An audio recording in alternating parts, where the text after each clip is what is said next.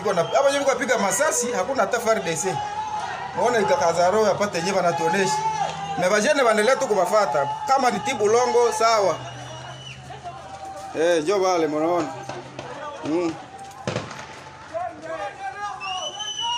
Mnaona bajene wanabafuata.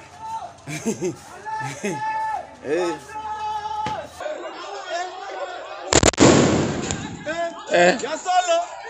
Obeti mbuma.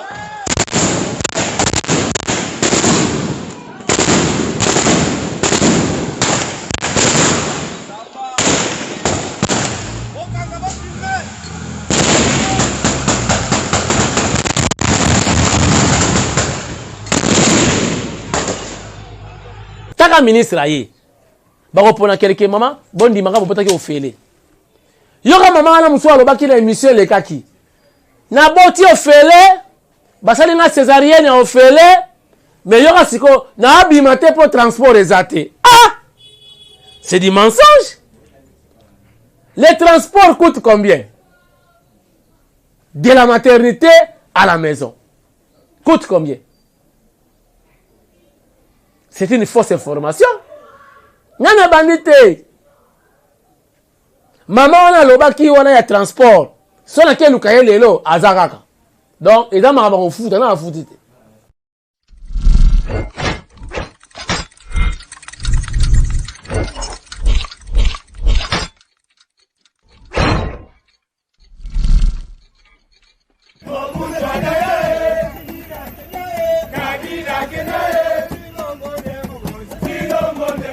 Voilà, Tindika Télévision, chers internautes, bienvenue dans ce nouveau numéro avec votre humble serviteur, le conseiller indépendant autoproclamé Nanko, sans ordonnance, sans salaire et surtout sans flatterie, Kamwasi Chilombo. Bienvenue dans ce nouveau numéro.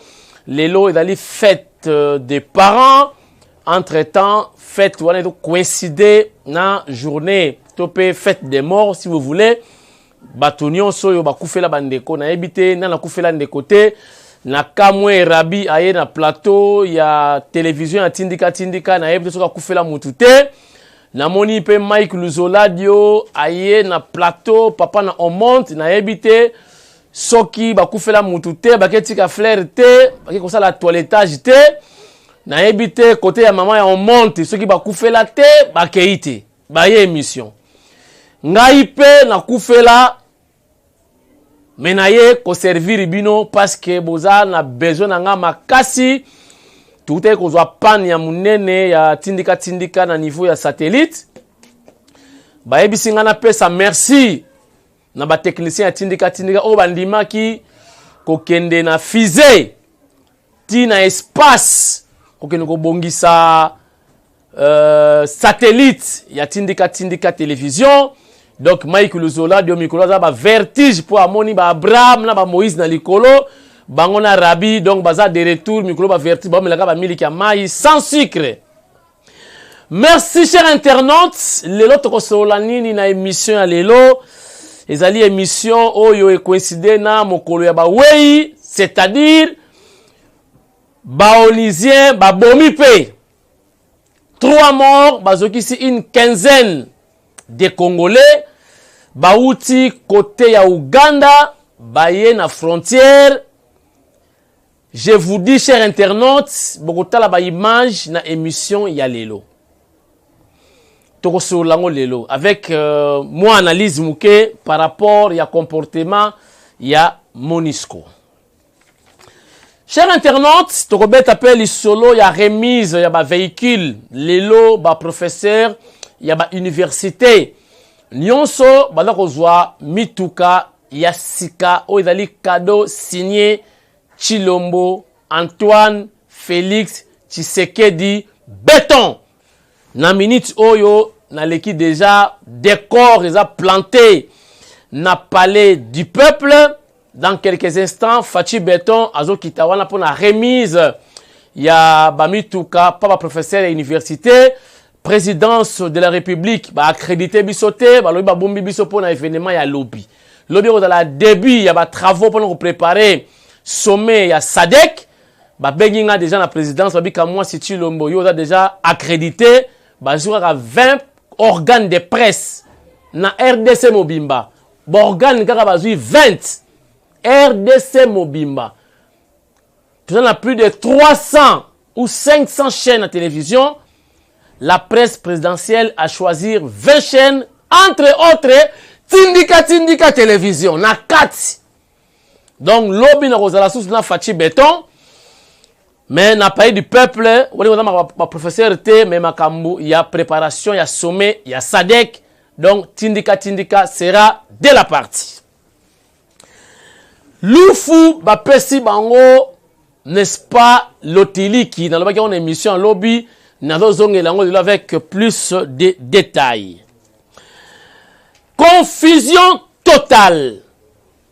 Sinekat na Sineko. Wanezali, médecin, syndicat, ya médecin, mususu bandi grève lelo, balobi hôpitaux nyonso sans médecin. Donc okozaka tonga ya infirmier, nyonso infirmier bakosala médecin bango tout na parler. Entre-temps, côté ya Sineko balobi non, Sinekat bakei mbangu pendant que pour parler, ils ont continué entre le gouvernement na syndicat ya médecin. Chers internautes, tout ça lango entre autres to kolobela pe makambo itali gratuité ya accouchement ou gratuité ya maternité. Je vous dis na boito kweya na problème ya gratuité ya enseignement. O eza makambo itali santé. La santé n'a pas de prix, dit-on. Ba maman tant que na kobota izalaka entre la vie et la mort. Soki maman boti abimi faut rebisa nzambe toi sakidila. Na ba famille musu basala ka fête pour blague te izalaka liwa pembeni bomoi pembeni. Soki tozui makambo ya gratuité ya enseignement o esalaki mwa ndenge bozo monela ekende na gratuité ya maternité. Ministre de la Santé, s'il vous plaît, on doit faire très attention. Donc, on développe, j'ai les détails, j'ai également les images où le ministre a récemment n'a pas tourné na yali ko sala, mais ngai na kende qui déjà côté ya outi balobi gratuité nano bandité. Pendant que baza ko lekisa ba témoignage, batu bazolo bake Toboti a offert. Na bomeli binote c'est faux. Bati ko kote sa Fachi Béton na kati ya ba bêtise wana. Nga lobe yango bêtise. Et pourtant, ba hôpitaux wana bazon di ba kosala ba vidéo pour ba yo ki sa ministre de sonité. Neti exemple maternité ya Delvo o ya Ngaliema ya ba sœur. C'est la même chose. Na makametali ba école. Ba maser bazona ba kisi na bango, ba médecin bango ba futaka. L'État en principe faut a décaisser 35 millions de dollars ba pesa na ba hôpitaux wana pour na fonctionnement. Mbongo na ne bimité, mais bozo bisa batwa ke ngobota ofele. Si ba bonga ba mera batuti. Ba mama batwa kokufa, bana ba kokufa parce que prise en charge ko sala bien interpréter mama ofele. Na makambo etali santé basaka lango blague ti. Eza sommaire, maintenant profiter na sommaire na ebisabino oyo nga na mona pour na makambo etali gratuité ya santé. Sinon na robo sana. Un jour parce que biso ba parents na biso bazaki ba fonctionnaire, papa na nga fonctionnaire de l'État. Na belaki makasi, papa na ngai amemi ngai pa ya Amina ye moko bazalaki infirmier. Ayebisi infirmier wana qui a la difficulté ya kofuta traitement na nga na moma wana ba pesa ngai traitement ya nyongo. Je vous dis na mona makambo. Traitement ya nyongo. Alors, il y a qui na ba malade bazalaki déjà wana to benga mo ba client. Fallait ba traiter bango ba na mbongo na bango. Mais papa na moni nga na ko gêner parce que nga na ye ko zo traitement ya nyongo. Le vieux m'a dit telema la personne déjà tonga yo bunga déjà. Ya mbangu ya vitesse. Ah! Nebisio vi wana bimisi grand tonga ya gaero ndire ya formol. Ayebisi nga mwana. Est-ce que yebi ke tonga swaka nga ah. nyonso na batonga niongo ayebisi nga pesa sokoti napesi sokoti nazwa tonga ya Gaita Kakuji nayebisi bino lokolo ekale ntango via fini tonga na gangi ntango alongoli boye un temps José Makila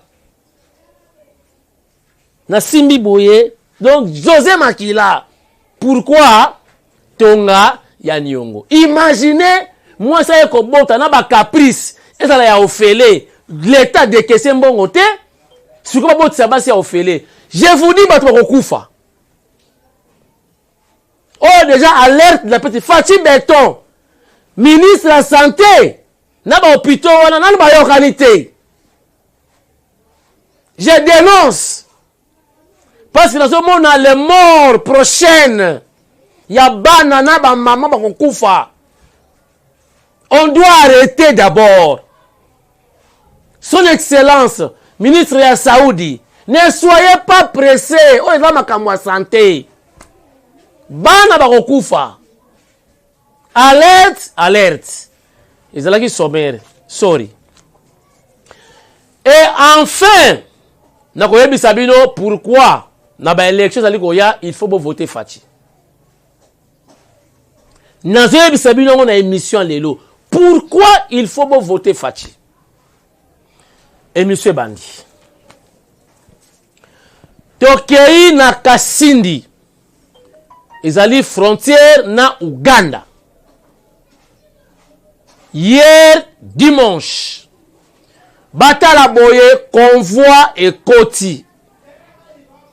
Et outi na Uganda. Monisque outi Uganda. Baye batelemi na barrière. Lisolo, même si bango no bokota te. Bayoki makele ya population, la population bazali mécontent na comportement ya Monisco. Chers internautes, Monisco o baya pona ko sécuriser peuple congolais par rapport ya ba agression, ba rébellion, ba enlèvement, ba viol. O ida ko sala mana este Yemoko Monisco a commis rebelle. Bozotala tout à l'heure na image. Mbouma oye beti eleki guerre ya 40-45. Batu bakufi, batu bazoki. Mais ce qui est déplorable, tokamwe na kati ya ba casque bleu, batu na tennis civil. Na ba basket, na ba bottine ya ba civil, na ba jean, mais armé. Est-ce que bazalaki réellement ba casque bleu? To ba tchaki ba rebelle, to ba tchaki ba militaire ougandais na kati. To luka ba image ba photo wana, to publier bon mona comportement actuel ya Monisco. Population ba signaki bango ba koti nanko. Alors, ndenge ba kotaki nanko ba buki barrière, ba forcer barrière, ba violer territoire, ba koti. Na lingina ye ba destination na bango ba kendeki wapi. Remarque, chef de l'État Fatim Beton, Fumwadi Tunga. Oza na ba devoir, oza pe na ba droit. Vous avez le devoir de sécuriser la population. L'intégrité territoriale. Comment Monisco, moi 3 engins na monaki, bazo kota na Congo facilement ndenge wana, chef de l'État. Ata chef de combat ekufa bako tia wana te. Ebangisa kaka baka se kobeta me kobeta te. Comment ba frontière bat bakota kaka ndenge na ndenge olingi. Moi frontière ngo mo mabende wana batini kaka ba 3 masasi batatu ba panzani bakoti na bango. Voilà. Na moni FARDC mo azoya on na frontière azoya menu. Donc maboko mutakala. Est-ce que ça a un sens? Menu, c'est ça non? Maboko mutakala. Na frontière, est-ce que vous voyez que les Ougandais, les Rwandais, les Tarakabi sont à tout moment. Mais dans la frontière, on dirait que dans la capella. faut que tu déjà aux aguets. Bon, dans la position de tir. Quand tu as mon acquitté, moi, c'est bagné, moi, tu FAD, c'est un zéro qui me l'a quitté. Et tu as battu une barrière, on a un poids. Bah, côté. Fati béton. Bah, frontière kakaboye. Tout le monde marche, bah, soda, bah, tamoulia, bah, yemi, bah, nzembo, bah, tokita, mindu kebele. Mais zo ata bataillon, moko, bah, qui nous va dans la frontière, wana. Donc, tu vas dans la tonga, mon boyo, qui m'a dit non, est, wana, 2 jours après, bah, récupérer. Preuve, ya, wana. Bon, mon kane, bah, kotiti. Non, on a la mingi te, hein. Bota la ba image. To linga chef de l'état na biso mingi. Na yebi ke ba kosa ka payer 2 fois. Que non kuna ça va parce que infiltration dans ma casse en armée. Ba ko pesa information mais ya mauvais. Tout va bien chef. Ba tu baza ozage, ba pasona baza kolia, mindu ke komaki tellement infiltration en armée zali. Au moins ba do kosa pe mokonza mboka. Bilo botala kaka hein. Ndenge ba koti na facilité. Batutu tout la mwisi kizaka. Na moni kutu mortier betité. Na moni kutu lance roquette betité.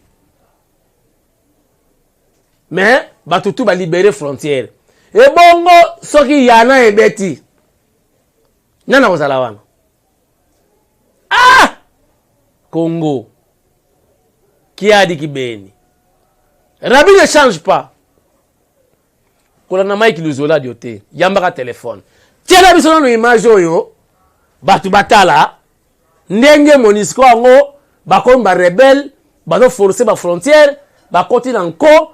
Pe ba beti masasi. Batu bakufi. Batu bazoki. Rabi. Tindika bango.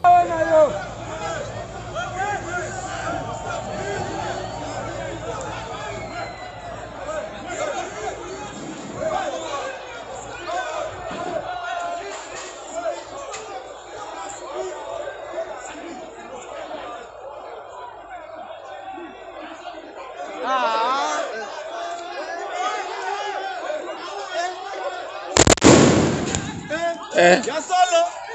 Obeti mbuma. Obeti mbuma.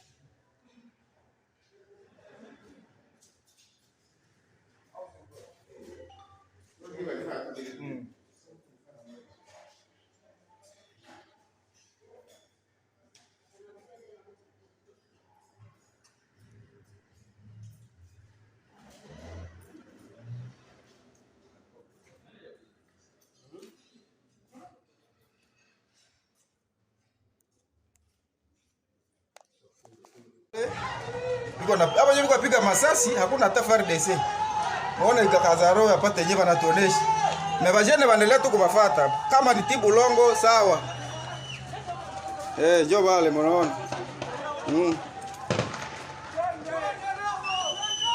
Mnaona bajene wanabafuata.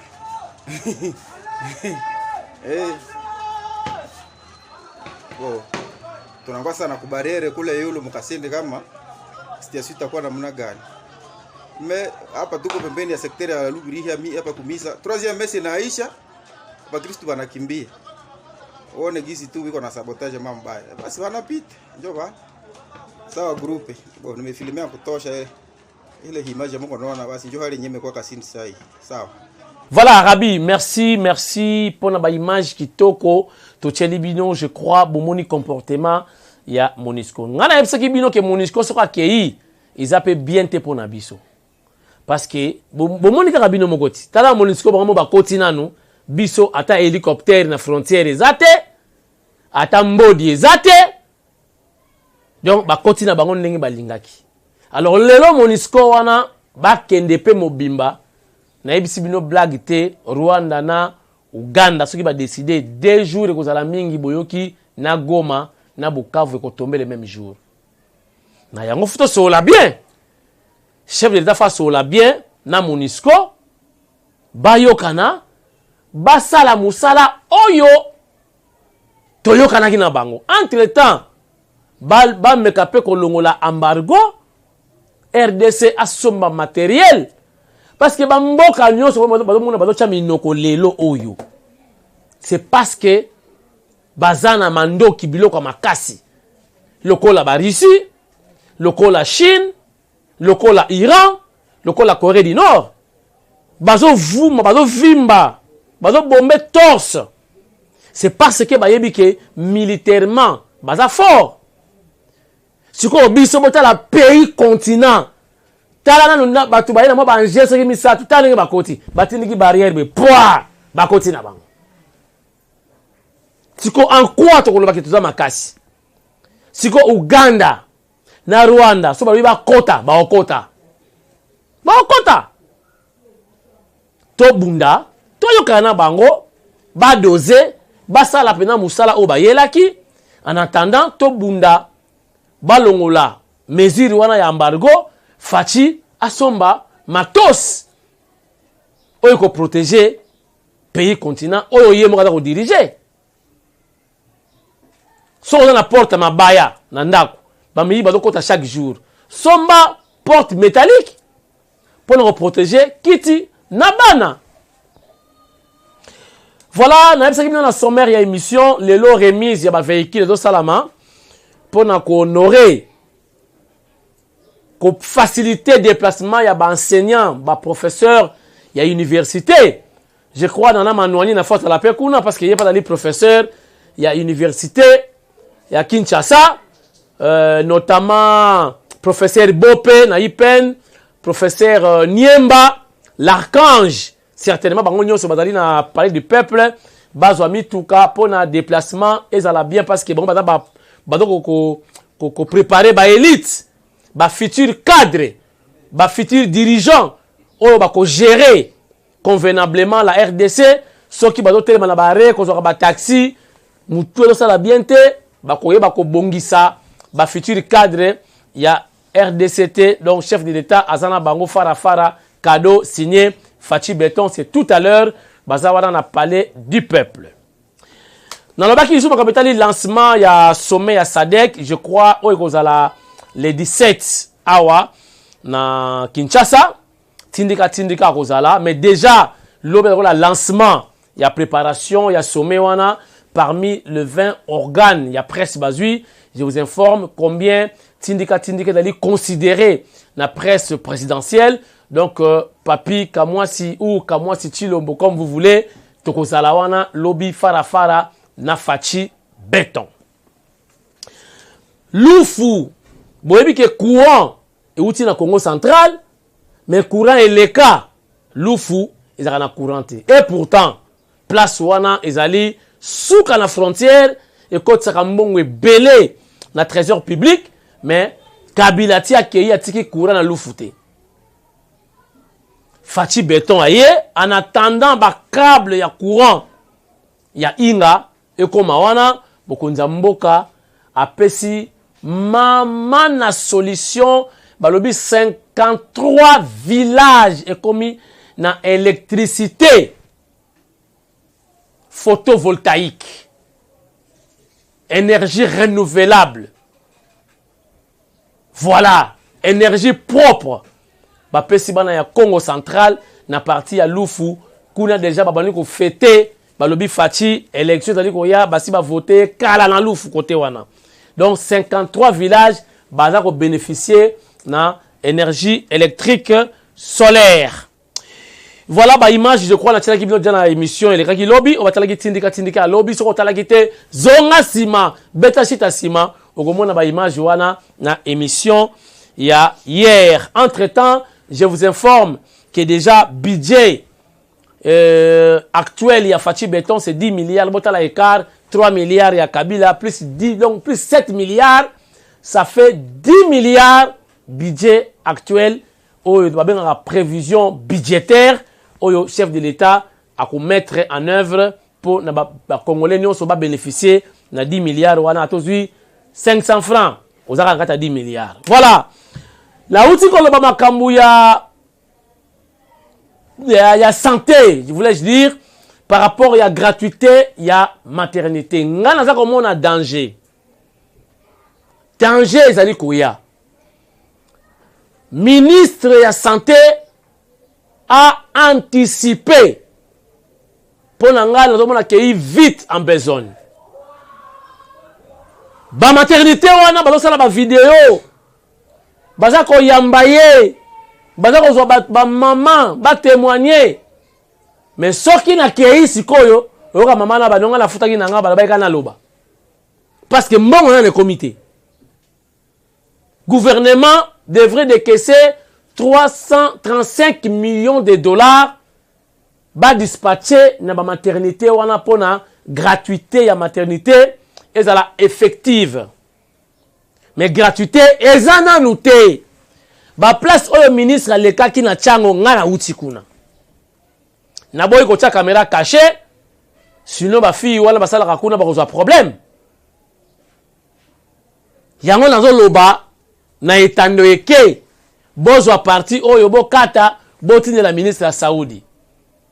Soki ye pa chetembe atinda batu na ye na kuzu ubiazwa mwasi moko azeme ya gayar oyo akomi ya terme atinda ye na hôpital ya 7 ube atinda ye na hôpital ya Sino Congolaise bilo bo batama na ba payote botala so ba boti ya ofele nano ebandite son excellence zela si ça na makambo ya grève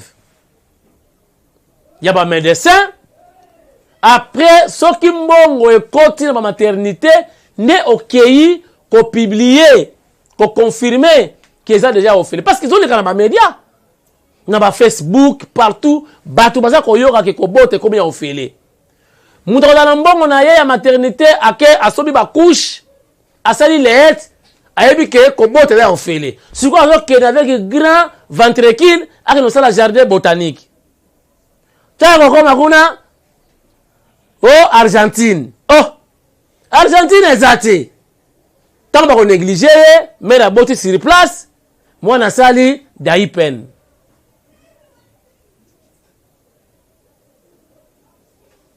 sikoyo ba ko loba nani boyo kasiko ba bera onde ba lobaka sito ba mero ba utaka kan luka bomani ba koseki biso fati siko na yeko bota ba boyi ko yambanga po na mbongo te mwana kufi nana ko kudila nga mwana boye na boye image ya nani ko beba ya chef de l'état biso to ba défenseur na ye to linga ye azalaka présidenté tika to dénoncer avant au moni ndoki belela avant ba finga fatinga na beleli ministre ya Saoudi ngai na kendeki déjà na Sino Congolaise na kendeki na hôpital ya 7 nano ebandite bato baza na information botinda mama na bino te to basi na bino bakende ko bota ya ofele je suis votre frère na koki kotinda bino na libulu te bokende te bozela ngai botela ka tindika ngamla ko bino ebandi parce que ngana oke na tali na komi na maternité na mona mwasi aboti ya ofele na tie micro o ba pesi mbongo te po aloba o ba intimider te po aloba ba hôpital na baza ko banga na bango taka ministre aye ba ko pona kelke mama bondi maka bopota ki ofele yoka mama na muso aloba ki na émission le kaki na boti ofele basali na césarienne ofele mais yoka siko na abimate pour transport ezate c'est du mensonge. Les transports coûtent combien? De la maternité à la maison coûte combien? C'est une fausse information. Nana bandite maman wana lobaki wana ya transport sona ke lukaye lelo azakaka donc ezama ba kofuta na afutite bota la sikoyo ministre doit continuer tourner alors continuer bota la sikoyo image oya sali ya sika bakenesko ba côté ya lukunga tina delvo ba confirmer que ezali mais non bandite comment ba hôpitaux wana ba maternité nano zimbongo te. Basoma ba gants, basoma ba mercurochrome, basoma tout ce que vous voulez, on a li ba produit na matériel o basala rapport na accouchement, na salle, na personnel. Yo uti na yo ngaba osali bilengi na yo na mobali na yo ali oye kosala botanique ya ofela ezalaka ekozala soki l'état peut simbongo mais ezala non te parce que mbongo na nekoti te bosala attention bozela sikonga mukona koyebisa bino ke ebandi nde ebandi wana li ba discours politicien na boyi bo même chef de l'état ngambu ngana boyi boyoka ba vidéo de continuer ba tinda batu bo kene maternité mais non ebandité Rabi ne change pas changez-vous là oyo c'est là bango image ndenge ministre za kotambola ba mama pe balobi lisusu regardez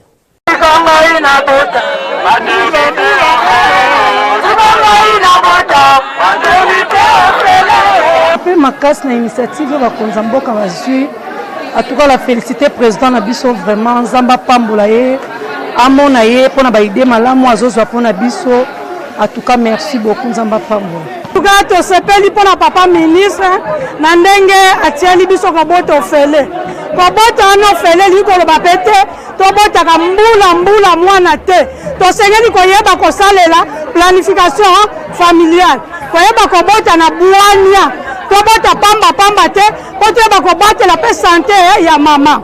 Très ravi de recevoir son excellence monsieur le ministre national de la santé au sein de notre institution médicale et il a rencontré lui-même les différents problèmes que nous connaissons ici et nous sommes vraiment ravis de sa promesse. Il a dit qu'il va nous soutenir, il va nous accompagner, il va nous aider à travers son cabinet pour que tout aille encore mieux. Un motif de joie parce qu'il est là, il a vécu lui-même les réalités dans lesquelles nous travaillons. Il a vu les conditions pénibles des prestataires. Alors on espère que notre message va réellement arriver au niveau du gouvernement pour que les conditions soient préalablement réunies afin de commencer cette gratuité de maternité. Ce qui est vendu dans le bureau au Botanga, ce qui est commis peine au Komona au Ezako, ça pour que Mokondiamboka, son excellence Félix Antoine Tshisekedi Tshilombo, a l'objet de couverture santé universelle et comme na mokili ya Congo mobimba yango to kotambola lelo okutaka oyo ezosalema totala ndenge tokosunga hôpital monene neti maternité esengeli ezwa appui makasi ya gouvernement.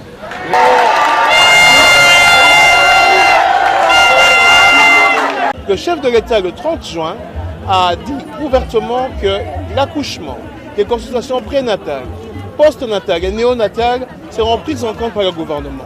Ici à Kinshasa, sur les 35 zones de santé, 9 zones de santé font déjà de la gratuité de la maternité. Maintenant, le but est que cela s'étende dans les 26 autres zones de santé. Voilà tout l'intérêt de notre itinérance aujourd'hui pour identifier les structures de l'État et même les structures confessionnelles et privées qui appuient l'État dans la mise en œuvre de la couverture santé universelle. La prise en charge des médecins, nous avons eu un atelier à Bibois et je peux vous dire que le gouvernement a rencontré l'attente du banc syndical des médecins. 1640 médecins seront alignés au T4 2022. 350 presque nouveaux médecins EOMI seront également alignés. Donc cette question a été vidée à Bibois, mais la porte est ouverte parce que nous continuons à discuter avec le bon syndicat. Merci. Bomoni binomoko, hein? Bogopé ça a raison, lobby. Je ne suis pas contre les ministres. Boyako lobaki omoni, tanga eteni longondo. Obana kote kaka eteni. Et pourtant eteni yango boye. Boko loba ndenge wana. Je ne suis pas contre l'actuel ministre de la santé, mais na kene ko sala banquette nanu bandité. Ce qui est bandit, to ko betele maboko pour image du chef de l'État eza na kati, eza en jeu. Pour terminer, chers internautes, nalobaki na koyebisa bino pourquoi ben élection ali koya boyebisa bana na bino o baza ba adulte o ba kokoma ba adulte lobby o baza na ba 16 ans 17 ans o ba ko voter lobby ke ba voter Faci. Pourquoi bo fungula matoi boyoka eloko liboso eza na Faci o boko voter le Faci. C'est parce que azali na bolingo. Bolingo ya Congo. Soki ozala bolingo ya Congo te. Ata oza docteur en droit. Ata ndenge bolingo kabomona ba diplôme ngo ya Faci. Ata ndenge bokota ka doute na ba classe na ye. Soki ozala na bolingo te. Ata oza docteur en droit. O sali ba master, o sali soki nini. Okobongisa Congo yo te po ozangi na bolingo ya Congo. Avant bongisa mboka oyo, foza olinga ngo nanu. Faci déjà alingi Congo. C'est déjà tout. Na bakisa nini. Bible esengi biso ka bolingo. Soko lingi moninga na onengo milingaka masumu esili. Donc Faci déjà alingi Congo. Na ko rappeler bino eloko te, na sina lobi yango trop. Kina sola na Faci isika moko na yokaye o sentir muto ndira zanga pongi pona Congo. C'est déjà un acquis. Na baksa quand même. Deuxième point. Ozomona muto na ba vision. Alors là la terre do kanisa. To sala nini, secteur par secteur. Na kiti lisusu na bakisi ozomona mutala na souci ata na vision bata na souci nyonso oyo ezako échouer ezo soye na nzoto. Ça c'est Faci. Na bakisi lisusu malgré ba croc en jambe ba nini ozomona ke président ali déterminé ata na détermination que ti Faci kotika pouvoir atika pena ba véritable bidimu oyo bokobosa na kaye jamais. Chef de l'État boko voter pourquoi? Bobi que chef de l'État azwa ki majorité te na parlement. Bota la kota outi. Outi na coalition FCC cash. Pays qui dirige le quoi na ba président Mibale. Président bengi ba ministre, conseil des ministres. Kabila bengi ba ministre, conseil de Kingakati. Pe omoni batu bazui ba jeep, ba Kingakati hein. Faci consulte, Kabila consulte. Mais batu bandima kité. Botala nenga sali ba effort moko invisible. Mais matériel, lelo, ba consultation Kingakati et si là. Chef de l'État qu'on nomme Moutou. Ministre à portefeuille à quel congé n'andako. Moutou la moyen ça là, ezate. Bon mon agit. Ba noma Kyugu awa sala kate. Ministre kanga bureau à kena palais.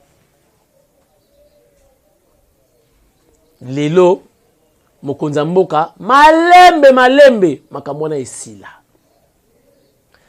Coronavirus eye. Mutalinga bandaka ka boye confinement. Ba vana la ba parler crise ko sakanati. Il s'est battu. Lelo moins éclairage et bandi koya. Malgré ba infiltration na kati armée, infiltration na kati gouvernement. Partout. Mais Mokondi azako bunda à s'en sortir. Et je vous dis botala ba effort asali le to comme une union sacrée au-delà qui chose impossible. Mais na yebi soki bo voter mbala oyo lisusu azui majorité na parlement. Ye asimbi donc IDPS asimbi parlement, IDPS asimbi présidence. Je vous dis ti Faci on a kende biso peuple tokoloba ko kende te. To bakseli yo mandat spécial, mandat ya peuple congolais. Merci Nabino Nyon Sobotali émission ya lelo. Botikala toujours fidèle na ba programme ya Tindika télévision. Il a des chaînes et là quoi accompagner parti au pouvoir. Il a pu accompagner le chef de l'État Fachi Beton. Bino pe nga ko soutenir o bozana ba mbongwe belé. Tuna ba journaliste belé ya Tindika chaîne oyo yango yo to sacrifier yango pona IDPS, to sacrifier yango pona Fachi Beton. O la ligne éditoriale na biso. Ozana ba mbongo Bostoniri pe biso, to ataka ba veste bien, tout amoya na bakar, ndenge pe to ndima ko se sacrifier pona ko accompagner chef de l'État. Numéro de téléphone yango wana, to benganaka, to solola, lobby na kozala na mokonza mboka na cadre ya SADC. Voilà ba récompense pe ya malembe chaîne o idali choisi parmi ba chaîne une vingtaine de chaînes au ba couvrir événement ya lobby autour ya chef de l'État.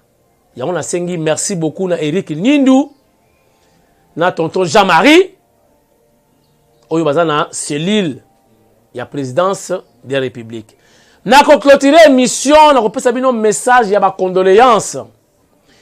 Oyo monsieur Jean-Marie ya cellule ya communication ya présidence a outi ko kufela petit frère naye propre. Donc enterrement ekozala samedi oyo. Na informé bino pe lisusu ke ngai boko na kufeli grand prêtre na esprit ya bien kulutu na ngai yaya na ngai asali mingi na vie na nga. Le vieux Niati Londa numéro 2 ya DGI na limité 7e ri limité industriel. Tous la programme na koyebisa bino ndenge matanga eko se dérouler. Donc na présenté ba condoléances na famille Niati Londa, na présenté ba condoléances na famille DGI Mobimba. Donc vie à Koufi le même jour na kota ina DG na bango tozaki na Mongalema na la ko se présenter nga leki ya Niati Londa le même jour vient de Koufa ki na Tongo. Bon, ainsi va la vie. Tokutani nga na bino na émission Mususu awa kaka na Tindika télévision. Botikala bien et à la prochaine.